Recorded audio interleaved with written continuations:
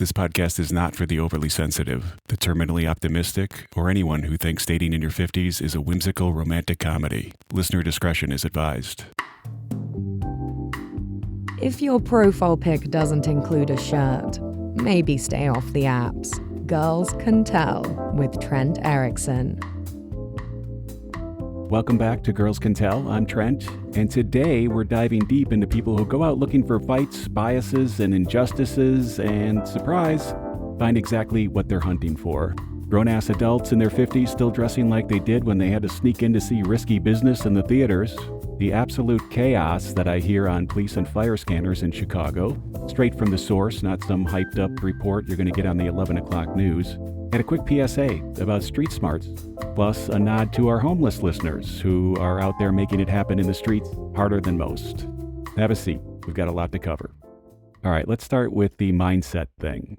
If you wake up every morning convinced that the world's out to get you, you're going to find evidence to back that up. It's like when you're going to meet up with someone to do something you don't really want to do, you find reasons why it's going to suck. And guess what? It ends up sucking. You're looking for racism, injustice, or just someone to argue with. Well, you're going to find it. Because trust me, I hear the worst of it on the scanners every day. But if your brain's tuned to everything sucks, then you're just curating your own misery. I saw a guy the other day when I was in line to get coffee, mid-40s, full out yelling at the barista about something not being done right with his oat milk latte or some shit. What ultimately did you hope to accomplish here? A personal apology? To embarrass the guy behind the counter? This guy was looking for a fight, even if he had to force one. Meanwhile, the rest of us are just trying to get our caffeine and move along. Go out into the world with a clear head, no chip on your shoulder, and you'd be shocked how much less the world feels like an anxiety-filled struggle. Try it. Leave the conspiracy theories and those negative thoughts at home and see how many people have wronged you that day. I guarantee you it's probably none. Now let's talk about something that makes me feel like I have to lie down after running into them. Grown-ass adults, 50, 55 years old, acting like they're still in high school. I'm talking about the guys who built their entire personality around Star Wars, Marvel comics, or video games. Look, I get it. Pac-Man was real neat. But when you're pushing 60 and your profile has you wearing a t-shirt with its face on it, I'm embarrassed for you. In fact, I get secondhand shame so strong I need to log off and stare at a wall for a while. And it's not just the dudes, women in their 50s, out at clubs, posting Instagram stories of them doing shots, giving you the finger, or, God help me, a drink in their hand in every single picture. Listen, Becky, you're not in a sorority anymore. You're old enough to have grandchildren who would be mortified by your TikTok get ready with me videos.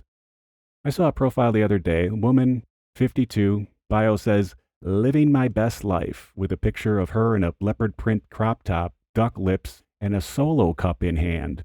I'm like, ma'am, your best life kind of looks like a spring break video from 1993, and not even a good one. And I'm begging you to stop it. Then there's the style time warp.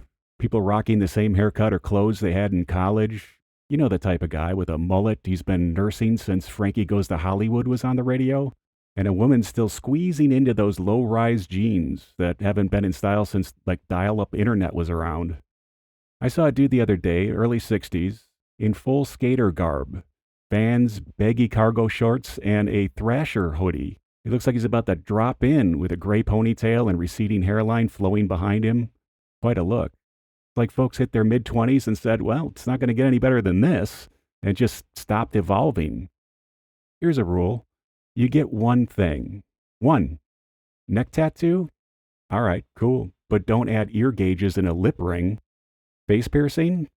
Fine. But then you need to skip the Hot Topic wardrobe. My mother gave me a piece of advice I always follow.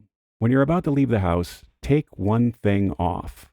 And for some of you, that might be take 3 things off, but take something off. You'll be better off for it. All right, let's get into the real stuff. I spend way too much time listening to police, fire, and IDOT scanners for work here in Chicago.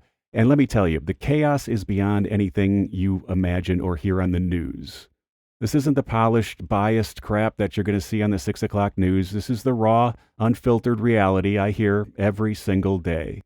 I hear about cars flipping over on the expressways, 3, 4, maybe even 5 rollovers in one afternoon. And then there's the fist fights. You'd think a fender bender would just be insurance cards and apologies. But no, people are throwing punches at each other in the middle of Lakeshore Drive at 2 p.m.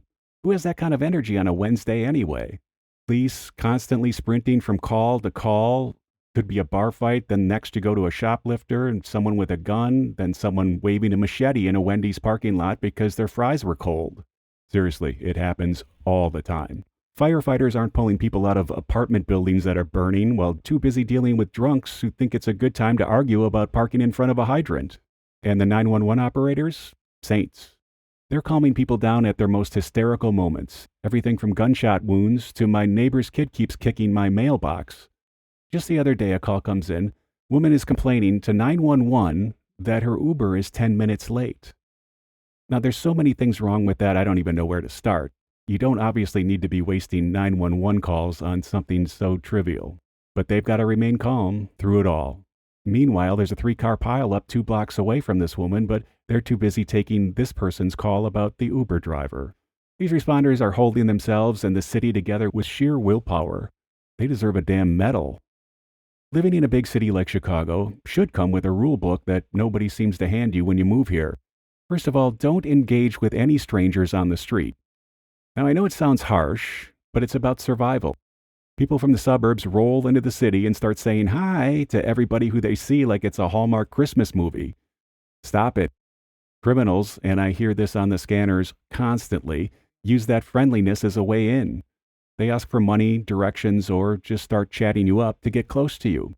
Next thing you know, they're in your space, and that's when things get bad. Keep your eyes down, not on your phone. God, never on your phone, but on the sidewalk. Wide peripheral vision, scan for threats, never let a stranger get within arm's length if you can avoid it. I saw this go down the other day. So I'm walking behind this woman, she's in her mid-20s. She's got her headphones on, her head down, minding her own business. And a group of teenagers on the sidewalk starts catcalling her. Stuff like, damn, you a sexy bitch, and hey baby, you're the woman of my dreams. Give me your number. One kid keeps pace with her while walking sideways, getting right in her face like he thinks this is going to work with her. She's ignoring him, keeps her head down, but he's relentless. I speed up to close the gap just in case things escalate. The kid sees me coming, so he peels off. Now, I have no way of knowing what would have happened had I not been 6'6" and right there, or had it been late at night, but it was bad enough in broad daylight with me right behind her. That's what women deal with every day in this city, and it's disgusting. This isn't some third world stereotype where men are jumping out of windows following unveiled girls around harassing them. It's Chicago in 2025. Oh, and a quick PSA for my homeless listeners. You guys are out there hustling every day, and I respect it, but nobody carries cash anymore. I get asked for money every day, but I haven't seen a dollar bill since I found one in an old jacket a while back. And I didn't even want to use it because then I would have coins rattling around in my pocket while I walked around like a pimp. I feel like I need to be standing on a corner flipping a quarter up and down slowly. Maybe it's time to get the Venmo or a code or something. I'm not kidding. Like, monetize the hustle.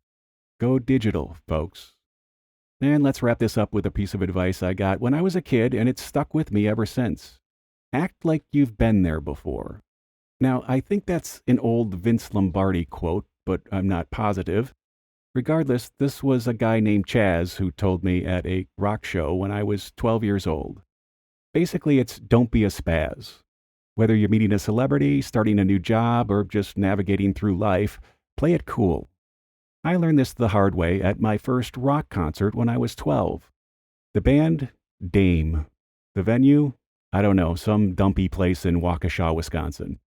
Anyway, I was being a spaz at this show. I was totally losing it. I was screaming like a schoolgirl, jumping up and down, probably looked like I was having a seizure. This random dude pulls me aside and said, "Chill, man. Act like you've been to a concert before. You spaz." He actually said those words. It did change my life, though, and the same rule applies now. You see a famous person at a bar, don't make a scene. Say, "I love your work," or don't say anything and leave them alone and just keep moving. They don't want a spectacle. They're just there trying to eat their wings in peace. And in life, don't be the guy that freaks out because the flight was delayed or your burger's got pickles on it. Read the room. Play it cool, but not too cool. There's a balance. Don't be so aloof that you're above it all, but don't be the spaz having a meltdown either. Oh, and you know what? We need to bring fainting back. Fainting's dramatic. It's old school. It's totally a power move. Next time you're overwhelmed, just hit the floor like a Victorian lady. I guarantee you're going to get plenty of attention. That's it today, folks. Stop looking for fights. You're going to find them if you try hard enough, and even if you sort of half-ass it. If you're 50 and still dressing like you're going to drop in at a skate park and it's 1999, I'm begging you, look in the mirror or ask someone their opinion. They probably won't tell you, but you'll know by the uncomfortable silence you hear after you ask the question.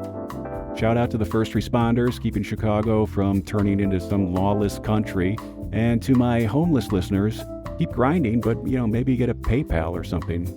Until next time, stay sharp, grow up, and for the love of God, dress your damn age.